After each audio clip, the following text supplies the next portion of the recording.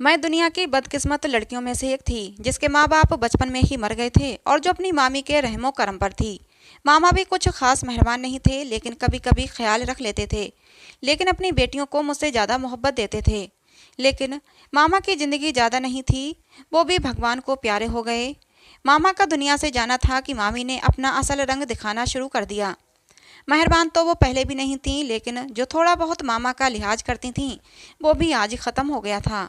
और उन्होंने मुझ पर जुल्म के पहाड़ तोड़ दिए। घर की नौकरानी को निकालकर तमाम घर की जिम्मेदारी मेरे ऊपर डाल दी। हालांकि मेरी उम्र इस वक्त सिर्फ 18 साल थी। मरती क्या ना करती, मैं बेसहारा लड़की थी। जैसा जैसा मामी ने कहा मैंने वैसा ही किया। मामी का एक भाई था जिसकी उम्र 25 साल थी। वो मुझसे मोहब्बत कर बैठा, लेकिन मामी को ये बात कहाँ बर्दाश्त थी कि जिससे वो इतनी नफरत करती हैं उसी को अपनी भाभी बना लें। मामी तो अपने भाई के लिए कोई डॉक्टर बीबी लेकर आने वाली थीं, किसी ऊंचे ख़ानदान की लड़की को लाने वाली थीं जिससे उन्हें खूब सारा दहेज मिलता। और फिर मैं तो एक गरीब लड़की थी जो बचपन से ही मामी के टुकड़ों पर पली बड़ी थी। मेरी इतनी औकात नहीं थी कि मैं मामी के पढ़े लिखे भाई की बीबी बन सकूं। दहेज के नाम पर मेरे पास एक फूटी कौड़ी भी नहीं थी। मेरे पास तो सिर्फ एक ही खूबी थी कि भगवान ने मुझे हुस्न छप्पड़ फाड़ कर दिया था।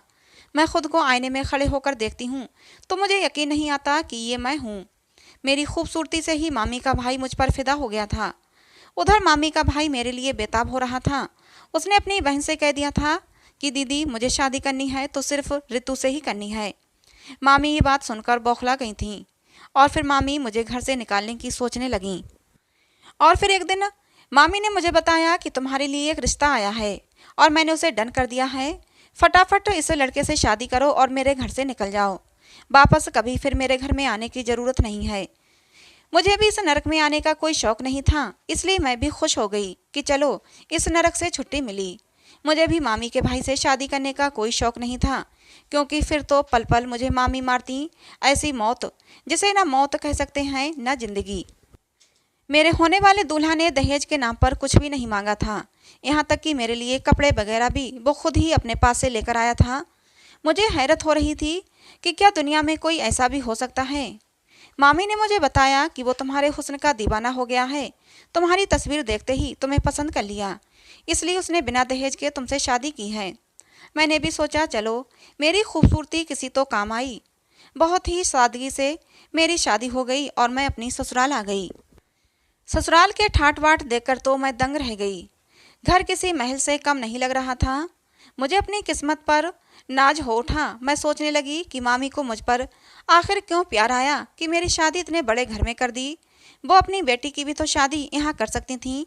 लेकिन फिर सोचा शायद उनकी बेटी को मेरे होने वाले दूल्हा ने पसंद ना किया हो, इसलिए मजबूरी में अपने भाई को बचाने के लिए उन्होंने मेरी शादी यहाँ कर दी। लेकिन शादी की पहली रात ही मेरी सारी खुशी हवा हो गई जब मुझे मेरे शौहर के बारे में एक ऐसी हकीकत के बारे में पता चला जिसे सुनकर मेरे सिर पर आसमान गिर पड़ा। मैं दुल्हन के रूप में बैठी थी और अपने पति का इंतजार कर रही थी। मेरे पति समीर अंदर दाखिल हुए। मेरा चेहरा झुका हुआ था। वो मेरे करीब आकर बैठ गए, लेकिन मुझे न जाने क्यों किसी अनहोनी का एहसास हुआ। उन्होंने मुझे बिना देखे ही कहा, कैसी हो? मैंने कहा, आप घूंघट पलट कर देख लें कि मैं कैसी हूँ। तो वो एक जोरदार कहकहा लगाकर हंसने लगे। मुझे उनके इस तरह जोर से हंसने पर कुछ अजीब सा लगा कि वो हंस क्यों रहे हैं और मेरा घूंघट क्यों नहीं उलट रहे हैं। फिर मैंने खुद ही अपना घूंघट पलट दिया और उनकी तरफ देखा तो मेरी तरफ वो नहीं देख रहे थे, सामने दीवार की तरफ देख रहे थे। उनके इग्नोर करने से मेरा दिल डूब गया। मैंने डरे हुए पूछा, आप ऐसा क्यों कर रहे हैं? मेरी तरफ देख क्यों नहीं रहे? क्या आप मुझसे नाराज़ हैं या फिर आपकी शादी आपकी मर्जी से नहीं हुई? मेरा इतना कहते ही वो फिर से ज़ोर ज़ोर से हंसने लगे। मुझे बहुत अजीब लग रहा था। मेरा दिल भी बहुत ज़्यादा घबरा रहा था। अजीब अजीब से ख्याल आ रहे थे। मैं सोचने लगी शायद वो मुझे पसंद नहीं करते, किसी और को पसंद करते होंगे। उनकी मर्जी के खिलाफ उनकी शादी मुझसे करवा दी गई होगी, इसलिए मुझे इग्नोर कर रहे हैं। मैंने उनसे फिर सवाल किया कि क्या आप मुझे पसंद नहीं करते? मेरा इतना कहते ही एक ज़ोरदार कह कहे के साथ वो फिर से हंसने लगे। इस बार उनका हंसना मुझे बहुत ज़्यादा बुरा लगा। मेरा दिमाग ख़राब हो गया। मुझे बहुत ज़्यादा गुस्सा आने लगा। ये क्या बात हुई? ये क्या तरीका है अपनी नई नवेली दुल्हन से बात करने का? मैं सोच रही थी कि एक बार मेरी तरफ मुड़कर देख लें तो ये उस लड़की को भूल जाएंगे। मेरी खूबसूरती के आगे उस लड़की की याद इन्हें कभी नहीं आएगी, क्योंकि मैं थी ही इतनी खूबसूरत। मेरी खूबसूरती के आगे चांद भी फीका लगता था। लेकिन वो मेरी तरफ देख ही नहीं रहे थे, सामने दीवार की तरफ ही देखे जा रहे थे। मेरा दिल टूट सा गया। मैंने तो सोचा था कि अपने पति और अपने ससुराल वालों की खूब सेवा करूंगी, उनका दिल जीत लूंगी, जिससे कि मुझे वापस मामी के घर ना आना पड़े। इसी सोच विचार में मैं हैरान और परेशान बैठी थी कि तभी मेरे शौहर ने एक ऐसी बात कही जिसे सुनते ही मेरे सिर पर आसमान गिर पड़ा। क्या तुम्हें नहीं पता कि मैं देख नहीं सकता, मैं अंधा हूँ? उनका इतना कहते ही पहले तो मैं सकते में आ गई। कुछ देर तो मैं खुद को संभालने में लगी रही। फिर मैंने थोड़ी हिम्मत करके कहा, देखो समीर, ये वक्त तो मजाक करने का नहीं। मुझे इस तरह का मजाक बिल्कुल पसंद नहीं। मुझे तो यही लगा था कि समीर मुझसे मजाक कर रहे हैं। मैंने फिर से अपनी बात को जारी रखा। मैंने कहा, देखो, ये वक्त तो मजाक करने का नहीं, प्यार भरी बातें करने का है। तुम इस तरह की बातें मत करो, मेरा दिल डूबा जा रहा है। भगवान आपकी आंखों की रोशनी को जिंदगी के आखिरी लम्हों तक आपके साथ रखे। मैं आपसे मोहब्बत करती हूँ और आपकी मोहब्बत मेरे लिए किसी पूजा से कम नहीं है। मेरी बात सुनकर वो फिर से हंसने लगे, कहने लगे, मैडम जी, ये दुनिया बहुत बेवफा है। अगर किसी इंसान के अंदर कोई कमी है तो दुनिया उससे मोहब्बत नहीं करती। वहीं अगर इंसान के पास सब कुछ है, बहुत सारी खूबियाँ हैं, दौलत है, पैसा है, तो दुनिया उससे मोहब्बत करती है, उससे वफा करती है। लेकिन मेरे अंदर सबसे बड़ी कमी ये है कि मैं देख नहीं सकता, मैं अंधा हूँ और मैं तुम्हारी मोहब्बत के काबिल नहीं हूँ। मैंने सबके मुंह से सुन रखा था कि तुम बहुत खूबसूरत हो, लेकिन अफसोस मैं तुम्हारी खूबसूरती, तुम्हारे हुस्न को देख नहीं सकता। समीर बोले जा रहे थे और मुझे अभी भी लग रहा था कि समीर मजाक कर रहे हैं। मुझे समीर के इस तरह के मजाक पर बहुत गुस्सा आ रहा था, लेकिन धीरे धीरे मुझे भी अंदाजा होने लगा कि समीर झूठ नहीं बोल रहे। ये कोई मजाक नहीं था, ये वाकई सच था कि समीर अंधे थे। ये एक कड़वी सच्चाई थी जो मुझे स्वीकार करनी ही थी। एक पल में ही मेरी खुशियों का, मेरे सपनों का महल ढहकर चकनाचूर हो गया। मैं जिस इंसान के भरोसे पर यहाँ आई थी वो तो खुद दूसरों के सहारे का मोहताज था। वो भला मेरा सहारा क्या बनता? उसे तो चलने के लिए खुद किसी सहारे की ज़रूरत थी। वो मेरा हाथ पकड़कर जिंदगी की दौड़ में आगे कैसे निकलता? मुझे लग रहा था जैसे कोई मेरे सर पर हथौड़े मार रहा है। मैं अपना सिर पकड़कर बैठ गई। मेरे साथ धोखा हुआ था, बहुत बड़ा धोखा। मैं गुस्से से कांपते हुए एकदम खड़ी हो गई और मैंने चीख कर कहा, तुम्हें शर्म नहीं आई? एक अनाथ लड़की के साथ इतना बड़ा धोखा करते हुए, उसकी ज़िंदगी बर्बाद करते हुए तुम्हें जरा भी शर्म नहीं आई? इंसानियत नाम की भी चीज़ नहीं तुम्हारे अंदर? मेरी बात सुनकर समीर ने कहा, हमने कोई धोखा नहीं दिया। तुम्हारी मामी को पता था कि मैं देख नहीं सकता, मैं अंधा हूँ। मेरी माँ ने तुम्हारी मामी को सब कुछ बता दिया था और तुम्हारी मामी ने कहा था कि हमें ये रिश्ता मंजूर है और तुम भी इस रिश्ते से राजी हो। मैं राजी हूँ। मैं भला कैसे राजी हो सकती थी एक अंधे इंसान से शादी करने के लिए? हे भगवान, अब मैं कहाँ जाऊँ, क्या करूँ? कमरे में पड़े सोफे पर बैठकर मैं रोती रही, सिसकती रही।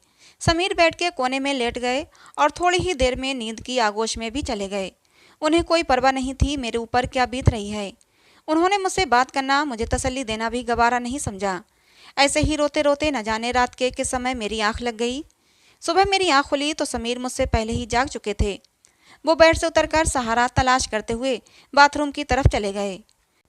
उन्हें इस तरह सहारा तलाश करते हुए देखकर मुझे उन पर बिल्कुल भी तरस नहीं आया। मैं उनकी मदद के लिए आगे नहीं बढ़ी, ढीठ बनी उन्हें देखती रही। मैंने सोचा, शादी से पहले भी तो ये अपना काम खुद ही करते थे। ये उनका कमरा था और उन्हें पता था बाथरूम किस तरफ है, इसलिए वो बड़े ही आसानी से बाथरूम चले गए। फ्रेश होकर बाहर आए तो उन्होंने मुझे आवाज़ लगाई, मैडम जी, क्या आप कमरे में हैं? मैं कमरे में ही बैठी थी, लेकिन मैंने उनकी बात का कोई जवाब नहीं दिया।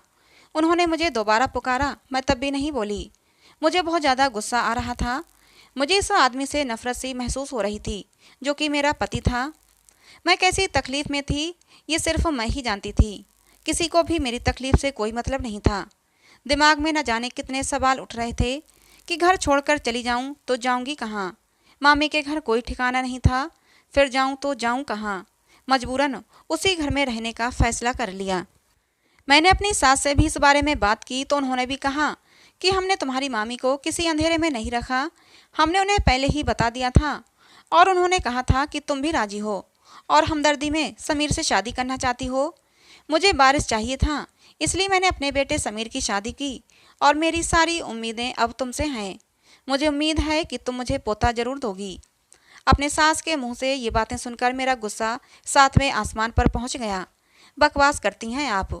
क्या ज़रूरत थी आपको अपने अंधे बेटे की शादी करने की? मेरे मुंह से ये बातें सुनकर मेरी सास रोने लगी। मेरे बेटे को अंधा मत कहो। अंधे को अंधा ना कहूँ तो क्या कहूँ? ये कहकर गुस्से से पैर पटकते हुए मैं कमरे में वापस चली गई। पहले मामी के रवैये ने मुझे पत्थर बना दिया था, लेकिन शादी के नाम पर मिले इस धोखे ने मुझे बिल्कुल मुर्दा ही बना दिया था। मेरे जज्बात कहीं मर गए थे। मुझे अब किसी और के जज्बात की भी कोई फिक्र नहीं थी। कोई मेरे बारे में क्या बातें करता है, मुझे कुछ परवाह नहीं थी। मैं अपने मन की करती हूँ, जिससे कि मैं खुश रह सकूँ। लेकिन मैंने अपने दिल को लगाने की बहुत कोशिश की, लेकिन मेरा दिल कहीं लगता ही नहीं था। मेरा भी मन करता कि मेरे हुस्न की कोई तारीफ़ करे, मेरे हुस्न को सराहा जाए, मेरी तारीफ़ की जाए। जो मेरा हक है वो मुझे मिले। लेकिन जिससे ये हक मिलना था वो तो अंधा था। वो तो मेरे हुस्न की तारीफ़ कर ही नहीं सकता था। मैं अंदर ही अंदर घुटकर जी रही थी। बंद कमरे में रोती और बिलखती रहती थी। समीर को मुझसे हमदर्दी थी। मुझे रोता देखकर मेरे पास आते, मुझे चुप कराने की कोशिश करते, लेकिन मुझे उस इंसान से इतनी नफरत थी कि मैं उसे धक्का देकर दूर कर देती। और फिर धीरे धीरे उन्होंने मेरे पास आना, मुझसे बात करना बंद कर दिया।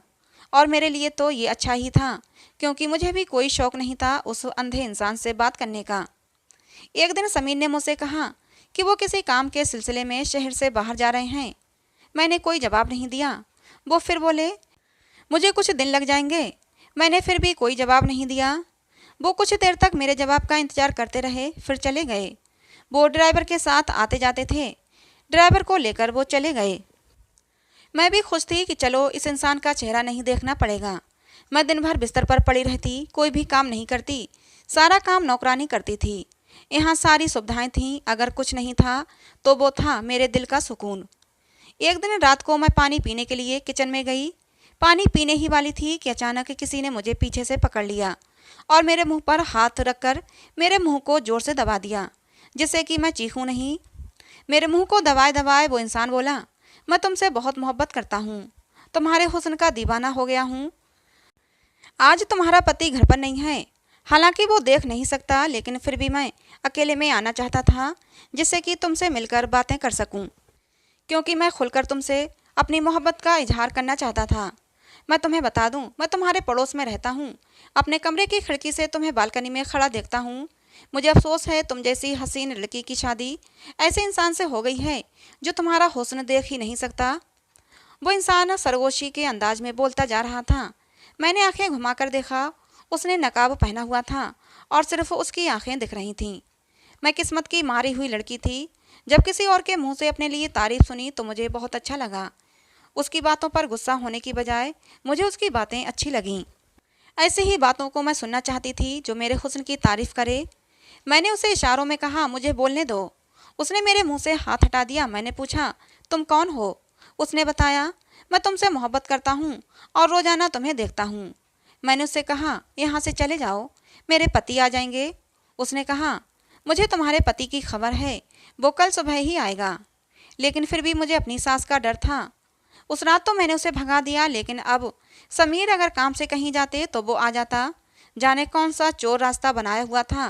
पहले वो किचन में आ जाता था, अब मेरे कमरे में भी आ जाता। हम दोनों बातें करते रहते। वो मेरे हुस्न की तारीफ़ें करता और मैं सुनती रहती। मुझे बहुत अच्छा लगता। लेकिन वो हमेशा नकाब पहने रखता। मैं उसको कहती कि नकाब हटाओ और मुझे अपना चेहरा दिखाओ, तो वो मना कर देता कि टाइम आने पर दिखा दूंगा। नकाब के अंदर से उसकी आंखें दिखाई देती, जो कि बहुत ही ज़्यादा खूबसूरत थीं। उसकी आंखें देखकर मैंने अंदाज़ा लगाया कि वो बहुत ही खूबसूरत होगा। उसकी आंखों से भी प्यारी और अच्छी उसकी बातें थीं। उसके बातें करने का अंदाज बहुत ही दिलकश था। वो मुझसे प्यार भरी बातें करता। अब तो फ़ोन पर भी दिन दिन भर बातें करता। अब मुझे उसकी प्यार भरी बातों की आदत हो गई थी। मेरी ज़िंदगी में जिस चीज़ की कमी थी वो पूरी हो रही थी, लेकिन ये कमी एक गैर इंसान पूरी कर रहा था जो मेरा कोई नहीं लगता था। मैं जानती थी कि हम दोनों का रिश्ता नाजायज़ है, लेकिन मैं अपने दिल के हाथों मजबूर थी। जो मेरे हुस्न की तारीफ़ करता, और मुझे जिस इंसान से हक था कि वो मेरे हुस्न की तारीफ़ करे, वो मेरी तारीफ़ कर ही नहीं सकता था, क्योंकि वो मेरे हुस्न को देख नहीं सकता था। मुझ पर एक जादू सा छाया रहता, मेरी अक्ल पर पर्दा पड़ गया था। एक बार उसने मेरे साथ कुछ गलत करने की कोशिश की। उसने कहा, हम एक दूसरे से मोहब्बत करते हैं, तो फिर ये सब करने में क्या हर्ज है? तो मैं बिदक कर पीछे हट गई। मैंने कहा, नहीं, ये सब गलत है, मैं ये सब तुम्हारे साथ नहीं कर सकती। मैं ही बेवकूफ़ थी, मुझे ये भी डर नहीं था कि कोई भी शख्स मेरे कमरे तक आ जाता है और मेरे साथ कुछ गलत भी कर सकता है। किसी अजनबी पर एतबार करना किस कदर गलत था। मेरा पति समीर सिर्फ आंखों से अंधा था, मगर मेरा दिल भी अंधा हो चुका था, मेरी आत्मा भी अंधी हो चुकी थी। मैं क्या कर रही हूँ, मुझे नज़र नहीं आ रहा था कि मैं कितना गलत कर रही थी। मुझे एहसास नहीं था इस बात का, लेकिन मैं ये सब क्यों कर रही थी, मैंने कभी खुद से सवाल नहीं किया। लेकिन शायद उस इंसान को मुझसे सच्ची मोहब्बत थी। उस दिन के बाद उसने मेरे साथ कभी कोई गलत हरकत नहीं की। एक दिन हम बातें कर रहे थे कि समीर की कॉल आई। उसने कहा वो पहुंचने वाला है। मैं हैरान हो गई, अचानक से ये कैसे आ गए? मैंने उससे कहा, तुम कहीं छुप जाओ। और तभी समीर की गाड़ी की आवाज़ सुनाई दी। उसने कहा, मुझे क्या ज़रूरत है छिपने की, तुम्हारा तो पति देख ही नहीं सकता। मुझे भी हंसी आ गई। मैंने कहा, वाकई वो तो देख ही नहीं सकता, तो फिर क्या ज़रूरत है छुपने की? फिर उसने कहा कि मैं अभी जा रहा हूँ, और फिर वो चला गया। थोड़ी देर बाद समीर अंदर दाखिल हुए। मैं बेड पर लेट चुकी थी। मैंने लाइट बंद की और आराम से बेड पर लेटी रही और आंखें बंद करके सोने की कोशिश करने लगी। लेकिन मैंने महसूस किया कि समीर सोए नहीं थे, वो बैठे हुए थे। अचानक से समीर बोल पड़े, मैडम जी, तुम्हें मालूम है कि मेरे पिता भी अंधे थे और मेरी माँ बेहद हसीन थी। ख़ानदान वालों के दबाव में आकर मेरी माँ ने मेरे पिता से शादी तो कर ली थी, लेकिन उनके अंदर एक उदासी हमेशा रही। उन्हें अंधे इंसान के साथ ज़िंदगी बसर करना बहुत मुश्किल लग रहा था। मैं पैदा हुआ तो मेरी माँ ने अपना दिल मुझ में लगा लिया, लेकिन फिर उनका दिल मुझसे भी उठ गया और फिर उन्होंने अपना दिल कहीं और लगा लिया। पिता की गैर मौजूदगी में रोज़ाना एक अजनबी इंसान हमारे घर आता था और मेरी माँ उससे बातें करती थी और मैं सुनता था, मगर कहता कुछ नहीं था। जैसे ही समीर ने ये शब्द बोले तो मेरी जान ही निकल गई। ये तो मेरी ही कहानी थी जो मुझे सुनाई जा रही थी, यानी कि मेरी सास के साथ भी यही जुल्म हुआ था और मेरी सास ने मेरे साथ में भी वही जुल्म दोहराया। न जाने क्यों मुझे इस बात का एहसास हुआ कि मेरी सास ने अपनी बेबसी का बदला मुझसे लिया है। समीर ने फिर से बोलना शुरू किया तो मैं वापस होश में आई। समीर बोले कि मुझे किसी बात का डर नहीं था। मेरा बचपन तो ख़त्म हो ही गया था, यहाँ तक कि मेरा लड़कपन और फिर मेरी जवानी भी आ गई। वो इंसान फिर ना जाने कहाँ चला गया। फिर मैं और मेरी माँ रह गए थे और बस मेरी माँ ने दूसरा बच्चा पैदा करने की ज़रूरत नहीं समझी। मेरे पिता इस दुनिया से रुखसत हो गए। सारी ज़िंदगी मेरे पिता को ये पता ना चल सका कि उनकी गैर मौजूदगी में उनके घर कोई आता था और उनकी बीवी उससे बातें करती थी। फिर मेरी माँ इतनी ढीठ हो गई थी कि उन्हें मेरे पिता की मौजूदगी और गैर मौजूदगी का कोई फ़र्क ही नहीं पड़ता था। मेरे पिता के सामने हमारे घर वो इंसान आता, मेरी माँ उससे बातें करती। मेरी माँ दूसरे कमरे में कभी कभी उसे ले जाती थी और उनकी बातों की आवाज़ मुझे भी आती थी। मुझे मालूम हो गया था कि वो इंसान मेरी माँ का कोई पुराना दोस्त था। मैं अपने पिता से बहुत मोहब्बत करता था। मुझे अपने पिता का दुख होता था, लेकिन मैंने उन्हें कुछ नहीं बताया। तुम जानती हो, मैं जन्म से अंधा नहीं था। मैं बचपन में देख सकता था और मैं अपनी माँ की हरकतें सब देखता रहता था अपनी आँखों से। धीरे धीरे मेरी आँखों की रोशनी जाती रही, क्योंकि अंधापन मेरे बाप की तरफ से मुझे विरासत में मिला था। मैं लड़कपन को पहुँचा तो मैं बिल्कुल अंधा हो चुका था और मुझे खुशी थी कि अब मैं अपनी माँ की गलत हरकतें नहीं देख सकता कि मेरी माँ क्या करती है। फिर बाद में मुझे एहसास हुआ कि मुझे ये सब नहीं करना चाहिए। मुझे दूसरों की खातिर अपनी ज़िंदगी बर्बाद नहीं करनी चाहिए। इसलिए मैंने अपना इलाज शुरू किया। और मैडम जी, शादी की रात जब पहली बार मैंने तुम्हें देखा था तो मैं तुम्हारे हुस्न को देखकर हैरान हो गया था। समीर ये कहते कहते खामोश हो गए। समीर की ये बात सुनकर मेरे सिर पर आसमान गिर पड़ा था। वो तो अंधे थे, फिर मेरे हुस्न को कैसे देख सकते थे? उन्होंने मेरा हुस्न कैसे देख लिया? मैं एक झटके से उठकर बैठ गई और अंधेरे में उनको देखने लगी। वो किसी साए की तरह ही मुझे नजर आ रहे थे। आपने मुझे कैसे देख लिया? आप तो मुझे देख नहीं सकते थे। मुझे अपनी ही आवाज़ किसी गहरे कुएं से आती हुई महसूस हुई। मेरा दिल डूब गया था। वो क्या कह रहे थे? वो देख सकते थे, या फिर यह भी कोई गंदा मजाक था जो मेरे साथ हो रहा था। मैंने लड़कपन के बाद ही अपनी आंखों का इलाज शुरू किया। मेरे साथ ज़्यादा समस्या नहीं थी। थोड़े से इलाज में ही एक ऑपरेशन से मेरी आंखों की रोशनी वापस आ गई थी और मैं सब कुछ देख सकता था। उसी वक्त मेरी माँ ने शादी का फैसला किया और मैंने खामोशी से उनका फैसला कबूल कर लिया। तुम्हारी तस्वीर मुझे नहीं दिखाई क्योंकि मेरी माँ मुझे अंधा समझती थी और मैंने उसे कुछ कहा भी नहीं था। मेरा दिल तो उनसे उठ ही चुका था।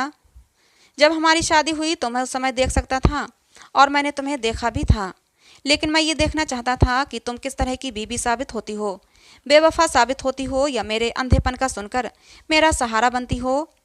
लेकिन मुझे तुम्हारा रवैया देखकर बहुत दुख हुआ और मैंने तुम्हें छोड़ने का फैसला कर लिया था। तुम्हारे सामने अंधेपन का ड्रामा मैंने लगभग 1 महीना ही किया और 1 महीने में तुमने मुझे छोड़कर अपना एक आशिक भी बना लिया। समीर की बात सुनकर तो जैसे मेरे सर पर आसमान गिरा था। मेरे पैरों तले से जमीन सरक गई थी। मैडम जी, वो नकाबपोश कोई और नहीं, मैं ही था। समीर की बात सुनकर मुझ पर बेहोशी आने लगी। मेरे साथ क्या हो रहा था मुझे समझ नहीं आ रहा था। मैं अपनी किस्मत पर कैसे मातम करूं मुझे कुछ भी समझ नहीं आ रहा था। आपने ये सब क्यों किया मेरे साथ? मैंने हिम्मत करके समीर से सवाल किया। समीर ने उठकर कमरे की लाइट ऑन कर दी और वही नकाब दराज से निकाला, अपने चेहरे पर पहन लिया और बोला, देखो मैं हूं ना वही शख्स जो तुमसे मिलने आता था। मैं अपने पति से इस कदर नफरत करती थी कि मैंने कभी गौर ही नहीं किया कि ये आंखें मेरे पति की आंखें हैं जिन्हें मैं देखती हूँ नकाब के पीछे, जो उसे इंसान ने छुपा रखी थीं। मैडम जी, अगर मैं शादी के बाद अंधा हो जाता किसी हादसे में, तो क्या तुम तब भी मुझे छोड़कर चली जाती, मुझसे रिश्ता तोड़ लेती? समीर के सवाल ने मुझे शर्मिंदा कर दिया। मेरे पास बोलने को कुछ भी नहीं था। मेरा दिल कर रहा था कि ज़मीन फट जाए और मैं उसमें समा जाऊं। मुझे उस नकाब पोश से मोहब्बत हो गई थी जो सिर्फ मेरा ही पति था, और अब मैं कहाँ जाऊं मेरी समझ में कुछ नहीं आ रहा था। तभी मेरे पति समीर बोले, मैं तुमसे नाराज़ नहीं हूँ। मैं हालात का मारा हुआ इंसान था जिसने अपनी माँ की बेवफाई देखी थी और मैं उसकी सज़ा एक मासूम लड़की को देना चाह रहा था, उसे आजमा कर। लेकिन आज मुझे एहसास हो रहा है कि मैंने गलत किया। मैं तुम्हें माफ़ करता हूँ क्योंकि मैं तुम्हारे किरदार को जान गया हूँ। तुमने एक अजनबी से सिर्फ बातें की हैं, अपनी हदों का ख्याल रखा। तुम्हारे इरादे गलत नहीं थे, तुमने कोई भी गलत काम नहीं किया था। और मैडम जी, मैं तुम्हें क्या माफ़ करूँगा, बल्कि मैं तो इस काबिल नहीं कि तुम मुझे माफ़ कर सको। मुझ में हिम्मत नहीं कि मैं तुमसे माफ़ी मांगूं। हो सके तो मुझे माफ़ कर दो। गलत तुमने मेरे साथ नहीं किया, बल्कि गलत मैंने तुम्हारे साथ किया है, तुम्हें आजमाइश में डालकर, किसी और की सज़ा तुम्हें देकर। समीर ने कहा तो मैं रोते हुए उनसे लिपट गई और मैंने कहा कि मैंने उन्हें माफ़ कर दिया और वो भी मुझे माफ़ कर दें। हम इंसान गलतियों के पुतले होते हैं। मुझे एहसास हो रहा था कि अंधे समीर नहीं, अंधी तो मैं थी। आज भगवान ने समीर के साथ मुझे भी रोशनी दी थी और मैं उसकी बहुत ही ज़्यादा शुक्रगुजार भी थी। उस रात हम दोनों ने मिलकर एक नई ज़िंदगी की शुरुआत की। हम दोनों बहुत खुश हैं। सच कहते हैं, भगवान के घर देर है, अंधेर नहीं।